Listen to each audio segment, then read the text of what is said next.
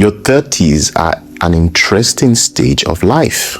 You're old enough to understand the consequences of your choices, but you're still young enough to make meaningful changes. And when it comes to money, this decade has a way of revealing habits you didn't even know you had. So today, I want to share 5 healthy money habits that can make your 30s feel more comfortable, more intentional, and a lot less stressful. Please note that this is not financial advice, just practical everyday habits that can help you feel more in control. So let's get into it. Number 1, become more aware of where your money actually goes. Awareness is one of the most underrated habits you can build in your 30s. Not awareness in a strict spreadsheet, every penny, where is it going kind of way, but simply knowing your money patterns. Many people spend without realizing how many small decisions add up. And when you are unaware, you feel like your money disappears without explanation. Awareness gives you clarity, and clarity gives you calm. It helps you understand what matters to you and what doesn't. It also helps you make choices that feel intentional instead of automatic. When you know your patterns, you stop feeling guilty about spending and start feeling more in control of it. You begin to notice what drains you and what genuinely adds value. And that awareness alone can shift your entire relationship with money. It's not about restriction, it's about understanding yourself better. Number 2, building the habit of planning ahead for predictable expenses. Your 30s come with responsibilities that don't care about your mood or your timing. Birthdays, annual bills, car maintenance, family commitments. They show up whether you're ready or you're not. Planning ahead for these predictable moments reduces stress in a big way. It stops you from feeling just blindsided by things you knew were coming. It also helps you avoid last-minute panic decisions that throw everything off balance. Planning ahead doesn't require perfection.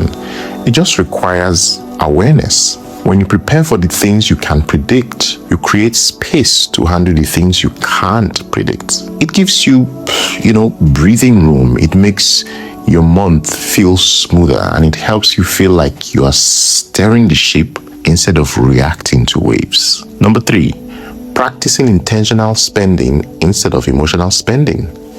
Your 30s come with a lot of stress. Just different emotions, stress, pressure, fatigue, sometimes excitement, this comparison sometimes, just everything. And sometimes spending becomes a way to cope with some of these emotions. It's comforting, it's quick, and it gives you a temporary sense of relief. But emotional spending often leads to regret, and regret leads to avoidance. Intentional spending is the opposite of that. It's not about cutting out joy or things that make you happy. No, it's about choosing joy on purpose. It's about pausing for a moment and asking yourself whether you are buying something because you want it or because you're trying to feel better. That pause alone can change everything. Intentional spending helps you feel more connected to your choices. It helps you enjoy what you buy instead of feeling guilty about it. It builds a healthier relationship with money that feels grounded, not reactive. Number 4, creating space for small, consistent progress.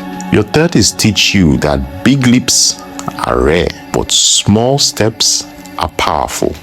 Consistency becomes more important than intensity. Whether it's savings, organizing, planning, or simply being more mindful, small, steady actions create momentum.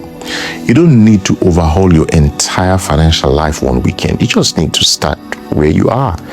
Consistency builds confidence. It helps you feel like you're moving forward, even if the steps are tiny. And when you look back after a few months, you realize how much those small habits have all added up. Progress doesn't need to be dramatic to be meaningful. In your 30s, consistency becomes a form of self-care. It's a way of telling yourself, hey, I'm building something for the future, one step at a time. Number 5, separate your self-worth from your financial situation. Now, this might be the most important habit of all. Your 30s can be a decade of comparison. Who's buying a house? Who's earning more money? Who's traveling? Who's ahead? And if you're not careful, you start tying your value to your financial milestones. But your worth is not measured by the income you have, by your savings or your lifestyle. When you separate your identity from your financial situation, you feel free, okay? You free yourself from unnecessary pressure. You make decisions based on what's right for you, not what looks good to others. You stop rushing goals that require patience. You stop feeling bad because someone else is in a different timeline. This habit gives you emotional freedom. It helps you build a healthier and more grounded relationship with money, and it allows you grow at your pace, which is the only pace that truly matters.